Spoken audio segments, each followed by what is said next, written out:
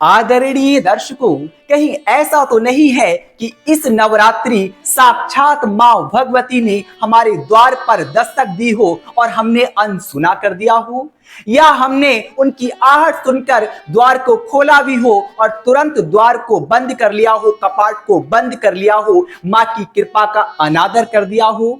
कहीं ऐसा तो नहीं है मां भगवती अपनी अनंत कृपाओं को बरसाने हमारे घर में आई हो और हमने अपने हाथ भींच लिए हो, अपनी झोली ही ना फैलाई हो एवं मां की कृपा से रीते रह गए हो, मां की कृपा बरसती रही हो, उसके बाद भी हम उस कृपा की बरसात में ना भीग पाए हो, उसका दिव्य लाभ ना उठा पाए हो।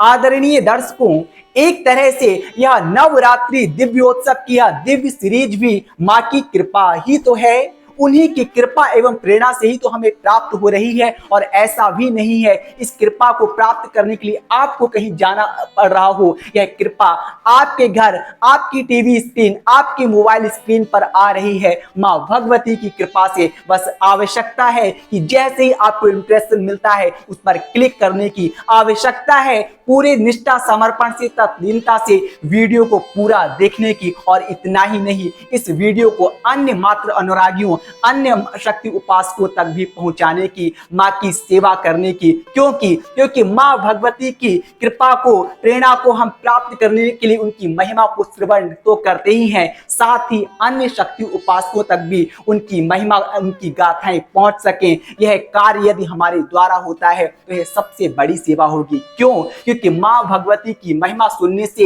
एक जीवात्मा के भीतर भक्ति भावों का संचार होता है, और यदि आपके एक शेयर से किसी के भीतर भक्ति भावों का संचार होता है, किसी के हृदय प्रेम भावों से झंकृत होते हैं, मां की भक्ति से झंकृत होते हैं, तो इसका पुण्य आपको अवश्य मिलता है।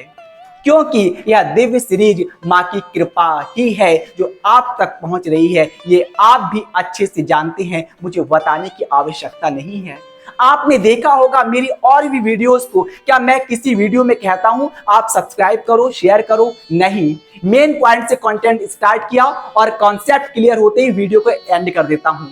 इस दिव्योत्सव सीरीज में हर बार मैं आपसे कहता हूं वीडियो को ज्यादा से ज्यादा शेयर कीजिए। क्योंकि मैं चाहता हूं हमारे सभी आदरणीय मात्र अनुरागी, हमारे सभी आदरणीय एवं प्रिय भाई बहन इस दिव्य सीरीज का लाभ उठा सके, मां की कृपा को प्राप्त कर सके। क्योंकि यह नवरात्रि हमें अनंत कृपा देने आई है। मां हर बार ये तो नित्य निरंतर हम पर कृपा करती है, लेकिन यह 9 दिवस अति विशेष हुआ करते हैं एक मात्र अनुरागी के जीवन में, एक मात्र भक्त के जीवन में।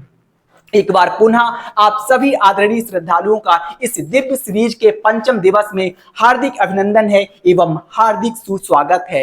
यूं तो यदि देखा जाए तो आज भी चतुर्दशी, आज भी चतुर्थी ही है, आज भी कुष्मांडा मां का ही पूजन किया गया। 2 दिन इस बार चतुर्थी पड़ी थी, पूरे 9 दिन के नवदुर्गा हैं इस बार। लेकिन इस दिव्य सीरीज को हमने काउंट के हिसाब से तैयार किया है, इसलिए आज हम 5वें दिवस की गाथा को श्रवण करेंगे। 5वां दिवस किसका है? आप सभी को पता है, मां स्कंद माता का। क्योंकि उन्होंने अपने गोद में स्कंद बालक को धारण किया हुआ है, अपनी ममता एवं करुणा लुटा रही हैं। यह स्कंद कौन है? क्या अर्थ है स्कंद का? स्कंद जो कि संस्कृति की स्कंदंती धातु से निकला है, स्कंदंती शब्द से निकला है, जिसका अर्थ होता है नेतृत्व करना, मार्गदर्शन करना।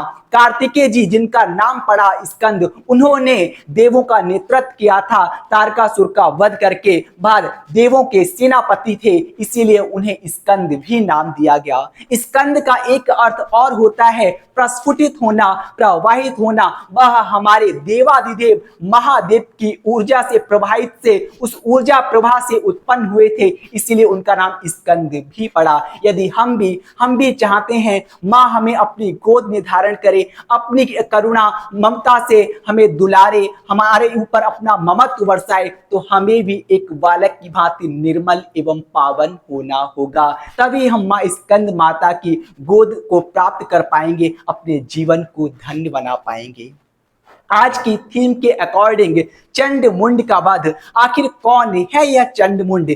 चंड जिसका अर्थ होता है क्रोध, प्रचंड, और मुंड यानी कि शीश, हेड, और मुंड का एक अर्थ अधम भी होता है, अनाचारी, जो पापाचारी है, अनाचारी, अत्याचारी, अधमी है, वह है मुंड, और चंड जो कि क्रोध में भरा हुआ है। हम प्रथम दिवस से ही किसी ना किसी दैत्य के वध की गाथा को श्रवण करते हैं और साथ ही जानते हैं यह दैत्य कोई और नहीं बल्कि हमारे मानसिक विकार ही है, जिसका अंत मां करती हैं और हमें निर्मल स्वरूप बना दिया करती हैं। चंड यानी कि क्रोध, मुंड यानी कि हमारा अग्नि होना।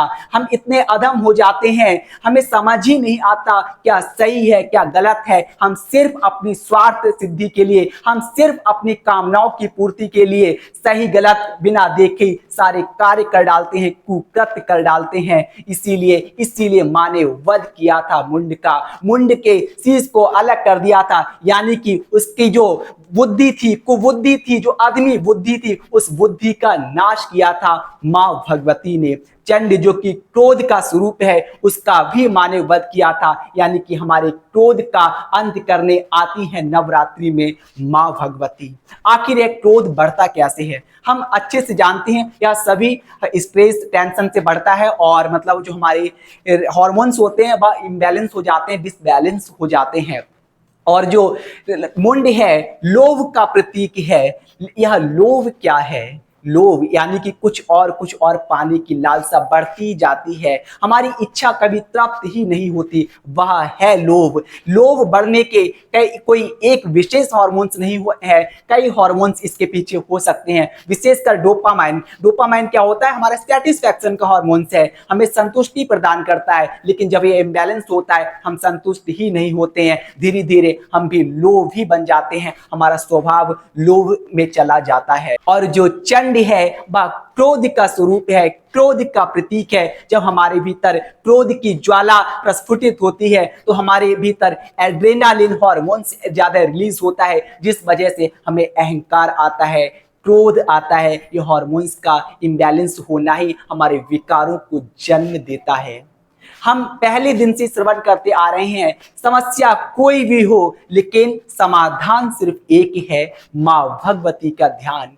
मेडिटेशन ही हमारी सारी प्रॉब्लम्स का सॉल्यूशन है, इसलिए हमें मां भगवती का ध्यान साधना करनी चाहिए। क्योंकि यदि हमारे भीतर का लोभ खत्म नहीं हुआ तो हम समाज का विकास नहीं कर पाएंगे, अपने जीवन का भी विकास नहीं कर पाएंगे। आज कोई भी नेता हो, अभिनेता हो, बेशक वह सोसाइटी का नेतृत्व तो करता है, लेकिन यदि उसके भीतर लोभ जन्म ले लेता है तो वह अपनी कामनाओं की पूर्ति करता है, जो कामनाएं कभी पूरी ही नहीं होती, अपनी स्वार्थ सिद्धि के लिए कार्य करता है और समाज का पतन होता है, विकास नहीं विनाश ही विनाश होता है। यदि हम चाहते हैं हमारे समाज का विकास हो, हमारे देश, हमारे राष्ट्र का विकास हो, तो हमें अपने भीतर से क्रोध और लोभ को खत्म करना होगा। हमारे भीतर जो चंड मुंड रूपी क्रोध और लोभ है उसका अंत करना होगा। इसके लिए आवश्यकता है हम ध्यान की गहराइयों में उतरें और मां भगवती से प्रार्थना करें कि वह हमारे भीतर के चंड मुंड दैत्य रूपी क्रोध और लोभ का अंत कर हमें निर्मल बनाए, जिससे हम इस समाज में निस्वार्थ भाव से अपना योगदान दे सकें, इस समाज का कल्याण कर सकें, इस राष्ट्र का कल्याण कर सकें।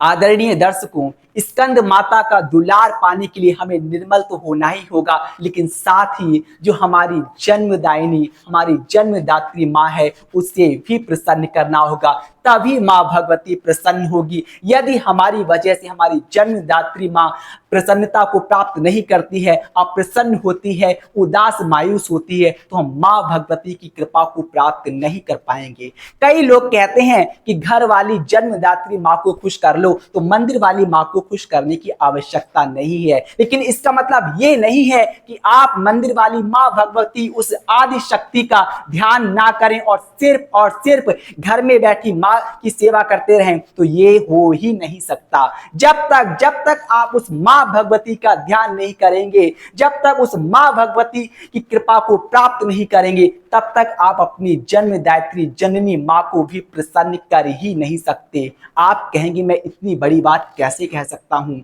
ये मैं नहीं कह रहा हूँ, बल्कि ये ठोस प्रमाण के साथ आपको बताऊंगा। जब हम माँ भगवती का ध्यान करते हैं तो हमारे भीतर करुणा जन्म लेती है, हमारे भीतर भक्ति भाव जन्म लेते हैं, और जब भक्ति भाव हमारे दिमाग में प्रवेश करते हैं, हमारे हृदय में प्रवेश करते हैं, तो सारे दुर्गुण समाप्त हो जाते हैं, सद्गुणों का भंडार भरता है। तभी तभी हम निर्मल भाव से अपनी माँ की प्रसन्नता का कारण बन पाते हैं, जन्म देने वाली माँ को खुश कर पाते हैं। लेकिन उसके विपरीत यदि हमने माँ भगवती का आराधन नहीं किया तो हमारे भीतर भक्ति भाव जन्म नहीं लेंगे। जब भक्ति भाव जन्म नहीं लेंगे तो सद्गुण भी नहीं आएंगे, और यदि सद्गुण नहीं आएंगे तो दुर्गुण तो आएंगे ही आएंगे, क्योंकि कुछ तो अंदर आएगा ही आएगा, है ना। और जब दुर्गुण आएंगे तो फिर हम अपने जन्म देने वाली माँ का अनादर करेंगे, निरादर करेंगे, क्रोध करेंगे, उसकी ममता को, उसके वात्सल्य को, उसके हृदय की कोमलता को नहीं समझ पाएंगे, और उसकी अप्रसन्नता का